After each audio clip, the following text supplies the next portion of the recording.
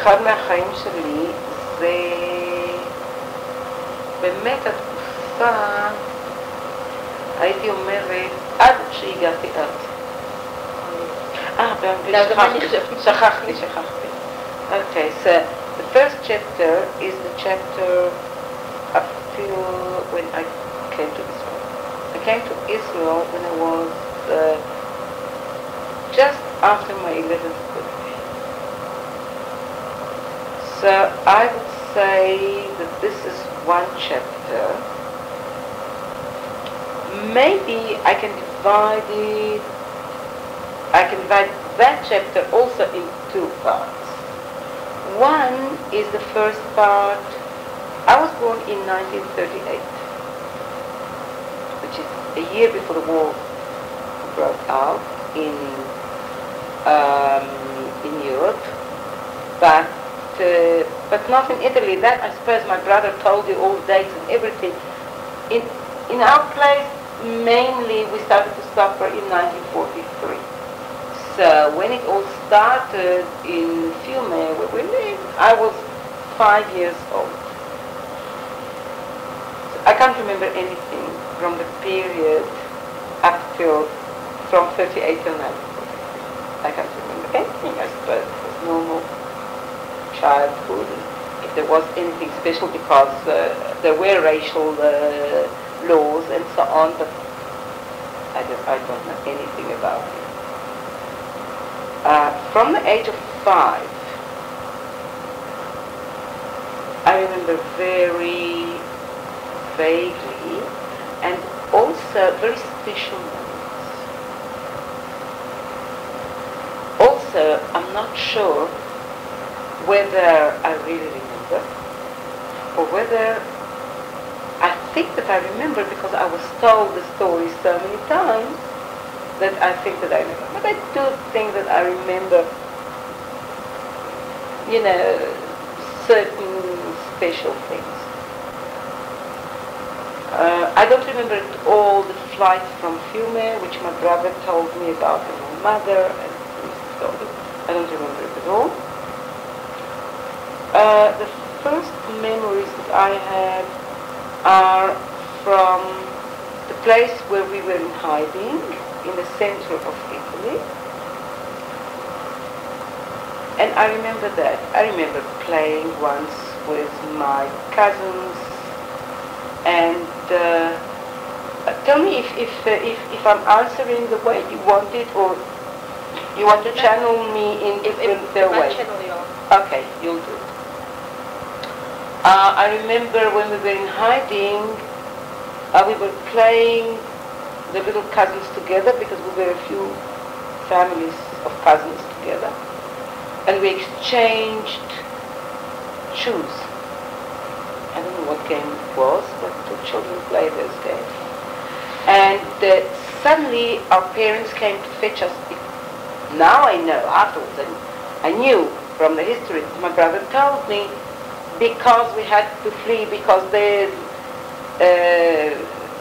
Germans knew that we were there and they were supposed to come and fetch us. We had to flee, and they came to fetch us very quickly, very much in a hurry. And I didn't exchange back shoes. I stayed with my cousin's shoes, and he stayed with my shoes. And I do remember that my father was angry at me because my shoes were new and his shoes were old and had holes in the soles. And we had a long way still to go with these shoes, and my shoes finished in Auschwitz, because that was the last time I saw that cousin of mine. And that little part of exchanging shoes and being fetched and taken, I remember. I remember once I was sick, and I remember very well once in one of the flights on the way to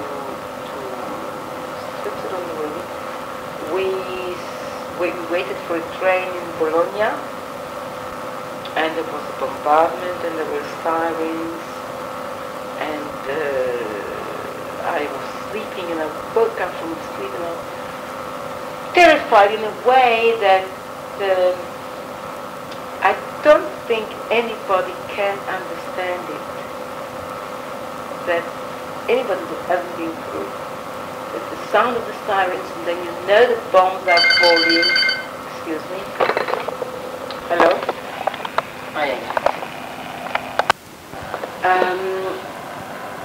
I always tell my children, because of that memory, I always tell my children, my grandchildren, that people here in Israel, all the other people that don't go through it, don't know that the worst thing that can happen is war. There isn't anything worse than war. There isn't. People talk so lightly today. Oh, there will be war, there won't be war, there will be war, there won't be war. They take it so lightly. It's, I mean, look, in Israel, we didn't really have a war that affected civilians the way it affected the way the war was in Europe. In Jerusalem a little bit in 1967, a little bit in 48, but that terrible fear of running away and being chased and dislocated and the fear of being killed any minute, it's a terrible thing, and I'll never forget it. I'll never forget it. That is something very vivid in my memory, and I remember it very well. The sound of the siren, and I was petrified of it. My mother said afterwards that she thought that I'll go out of my mind. I remember when my father, in one of the hiding places, shaved his beard. My father had a very Jewish face. What do we get to do with it?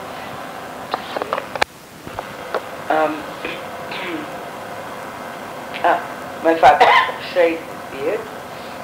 We were outside playing, the children, and my father and mother called us in. They were laughing, they thought it was a funny thing, and I came in and I saw my father without his beard.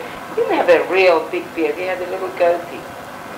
And at first I was crying because I didn't recognize him. What I remember quite clearly, actually I'm not sure that I remember it so clearly, was the convent.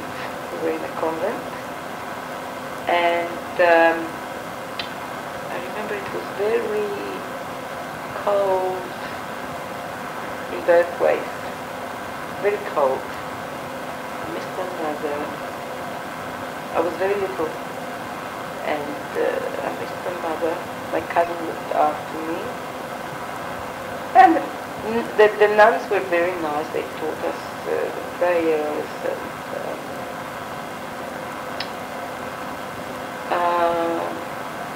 I remember that we slept in a very long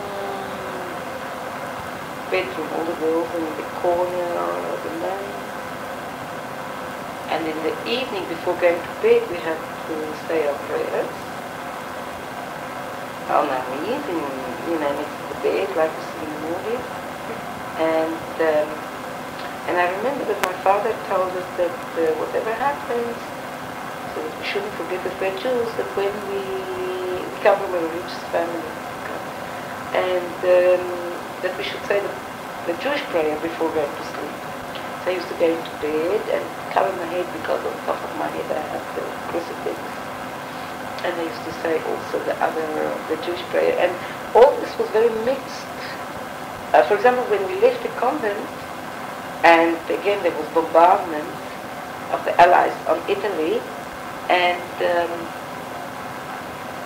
we were in a field, I think, and I was terribly scared, and my grandmother, very pious grandmother, and she said to me, well, pray. If you're scared, pray.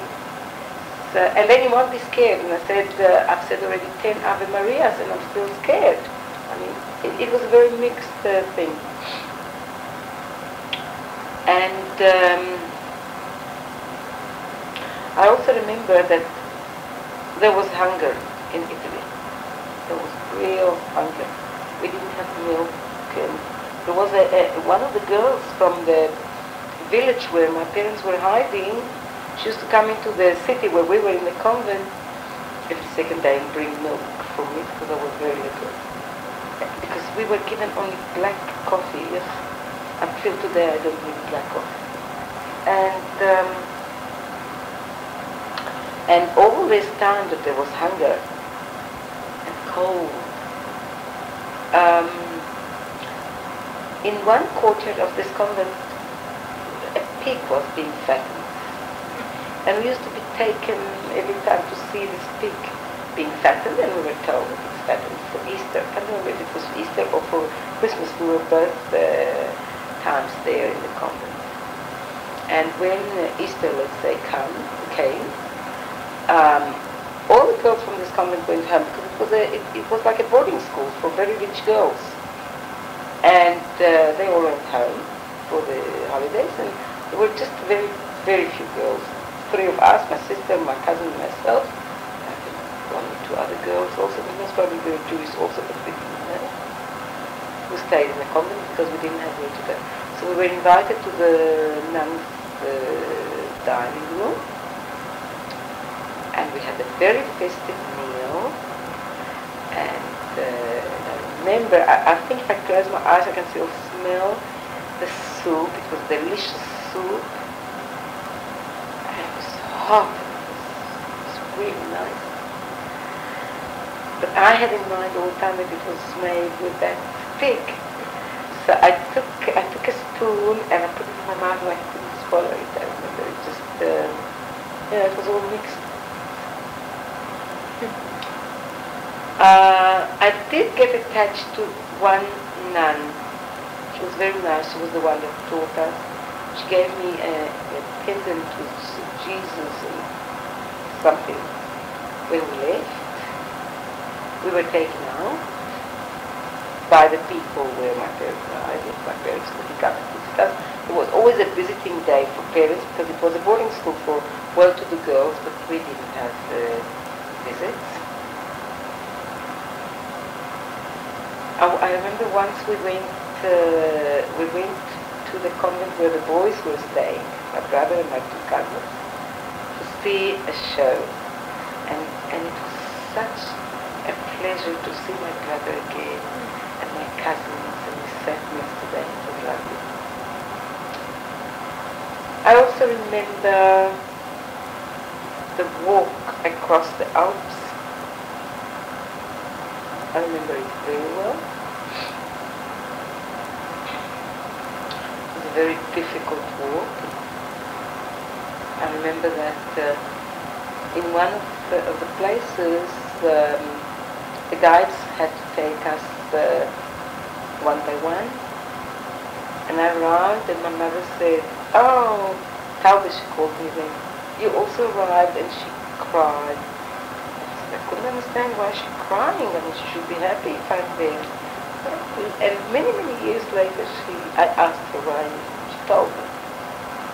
She was upset that she wouldn't be able to see her children growing and so on.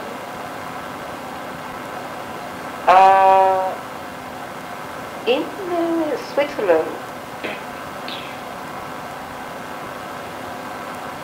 we were sent to a Jewish home for children, and then it was very nice. I enjoyed it very much. It was lovely. We had the Jewish people that looked after us. We were still without the parents, but it was a completely different atmosphere. A convent is a very cold place, maybe because it was winter and it was very cold and there wasn't heating and so on, but I must say that many years after, just a few years ago, I went to Ankara and we visited little churches, and it was so emotional for me. I was near to tears. As much as it was cold, and I felt like coming home when I went to these churches in Ankara. I have been to churches in Italy afterwards, like a tourist. But these were the Dome of Milano and the big church in Venice and in San Marco. That wasn't what the convent was. And when I went into the churches in Ankara, it was like going into that same place, and I was really moved to tears, and I really felt at home. I felt very much at home. But anyhow, in Switzerland, it was nice. It was like being with your... I don't know, even as a little child, I felt being with my own people. We went, once I remember, we went to visit our parents. When my little brother was born. Then we went to visit them, to see them. There are gaps. I don't remember everything, because I was very little. I remember going back.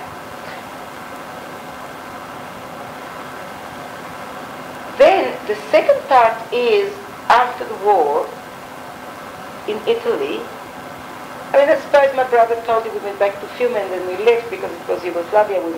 Then we went back to Italy, to Cremona. And then in Cremona I remember properly. There I can remember not only like flashes of memory, but there I can remember, well, I went to school, we went again to school in a convent, but we didn't stay in a convent because a convent in Italy is a good school. And their life was normal. We were with our parents, and I didn't feel different. In Italy altogether the Jews are not different, and we never were different. We were Italians. I was Italian. I mean, there was no difference. We had a little friend, next door neighbor, non-Jewish, and she came in one evening when my little brother was saying his prayers, and she laughed because it sounded to her like Italian, but funny words. Life was nice and normal.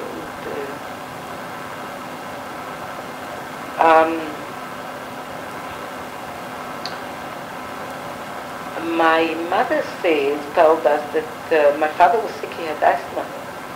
I don't remember that, but she told us. And he went to a doctor there in Cremona. He was a Jewish doctor, and the doctor said to him that the Jerusalem air would be very beneficial for his asthma. So they came back home and they told us, and my grandmother, my aunt lived with us. And she said, and we the children started to sing and dance. Yes, let's go to Jerusalem. We knew about Jerusalem from stories and prayers and so on. So they decided, okay, let's go to Jerusalem. So that's how we came to Jerusalem. And that's a second or third chapter, if you can call it. In Israel, I must say, maybe because I was older already and I remember better, and I felt more, but at the beginning in Israel I felt very different. Very different. At the beginning, my sister and myself were together. We were put in Aliyat Noar in Mossad Beladim. And in that place, all the children, all the girls that were there were Plitot Shoah. But they were all of them were orphans. All children came without their parents. And they were all from Central Europe, Poland and Romania mainly. My sister and I were the only ones from Italy. Now, we didn't speak their language. We didn't know Hebrew. We we didn't speak their language. And up till that time, I always spoke the language. I spoke Italian. In Switzerland, we spoke French, which I spoke. And here, I didn't speak the language. And we were different. And I also, and we had parents here. And for the first time, it's funny because, okay, in Italy, in the convent, I missed my mother. And I remember that. I don't remember missing my mother when we were in the Jewish children's home in Switzerland. But I remember very much that in this Aliyat Noar, in the Musad of Aliyat Noar here in Israel, I really wanted to be at home. I wanted very much to be at home. As I say, maybe because I was older already. I don't know, but I really wanted to be at home. So, can you put it in the comments?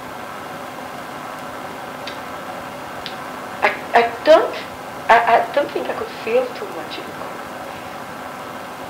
I was 5 years old. I was there with my sister and my cousin. I must have felt different because that convent was a school, yes, and I didn't go to school yet. So they didn't know what to do with me, but I don't know, I suppose they paid money for me, or I don't know what, but I now missed my mother. No, I don't think I felt different maybe because I was the youngest there, but I didn't feel that I was a stranger. No, I didn't feel that I was a stranger. The other girls were Italians. They spoke Italian just like me. And as I said before, in Italy, the Jews in Italy were not different than the Italians. We spoke the same language. We went to the same schools. We were different from the Italians, from the other Italians. So I wasn't different. I was smaller. Okay. And because I was smaller, I missed my mother, but I didn't feel strange. Here in Israel, I felt strange. I felt an outsider. There I didn't. Here I felt an outsider. And I left that Musad of Aliyat Noar a year. I should have stayed another year. I think I was there a year and a half. I should have stayed another year, but I didn't want to. I definitely didn't want to. I came back home to Jerusalem. And you see, in those years, in those days, in those years, I didn't understand that it's a question of, it's an economical question. Yes, but I don't think it would have mattered to me, you know. It's a feeling. A child feels the way it feels. I went to school, by the time I came to Jerusalem, I already speak Hebrew, and I was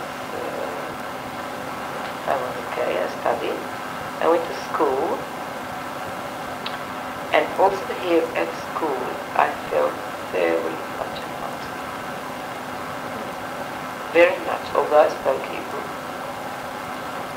But I went to a school, to Horeb. Horeb was a very, how do you call it, a very snob school. So it was a very good school, but it was a school where all the Yekes from Rehavia sent their children. And it was people that were here many years, with all children of doctors, professors, rabbis, and so on. Very German. They were here many years already, and I felt very much an outsider. Also, I think I was different in my clothes because, and maybe it's not true, but I felt then that I am poor and they are rich. Maybe because they were established already in Israel. Now when I think back and I know these friends, I don't think they were all rich, but that was the feeling that I had.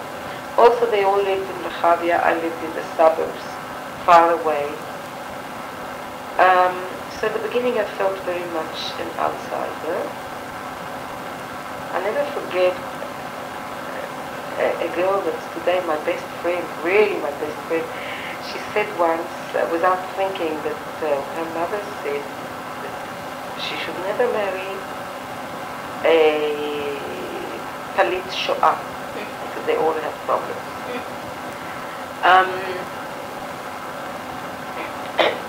I also felt, I suppose, things that children feel also when they come now from Russia and so on. I felt that my parents were different, and I was ashamed of my parents, because they couldn't speak the language, and they weren't professors and doctors and so on. But that didn't last too much. It didn't last too much. Just think about clothes. I didn't wear the clothes that they wore. I think it's the same thing with the new immigrants today. It takes time. A, because we didn't have the money. And I got old clothes or things that they sewed at home, or I don't know. I really remember quite vividly that the in thing to wear was Scottish skirts. And I didn't have a skirt like this. Although I know, again, one of my best friends now, I know her mother did it for her, sewed it for her, but I don't know, it might be a feeling because, and another very important thing is they grew up together, they went to school together from the beginning. They were a group that were together, they were the same. And for example, in Italy there was a war, and everybody was in a problem.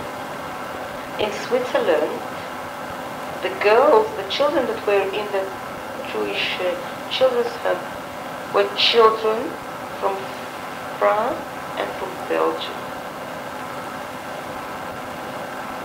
We were all the same, all came the same way to Switzerland. We all spoke French. I don't know, there are things that I can't really explain.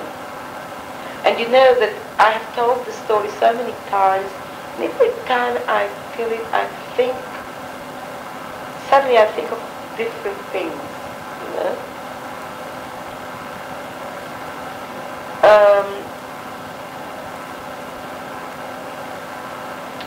Then, it didn't last too long, let's say 2 years, then I was completely like everybody else, and there was no problem.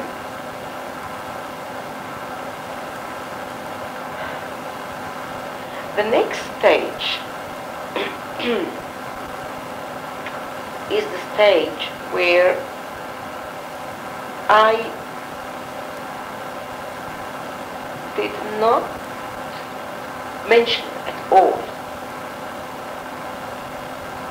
I would say in the next chapter, I did not mention at all, I did not think at all,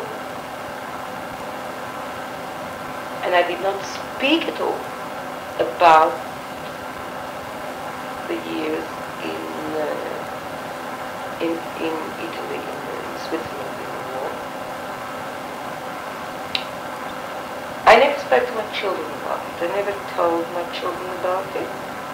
The first time that my children heard about the story was when my two younger daughters, because the two older ones grew up in South Africa, in Australia, not here. But my two younger daughters who were in Kita Vav, Zayin, here in Israel, and here they always do Shorashim in Kita Vav Zayin, so they wanted to learn the Shorashim, so I sent them to my mother. And that was the first time they heard about it. How old were they? Vav Zayin, 12. But they were my younger daughters.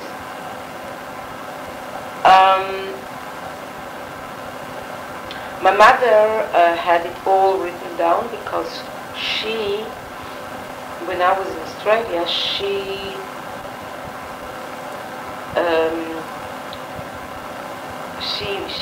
went to Yad Vashem. She gave the names of the people that helped us. They got all the honors.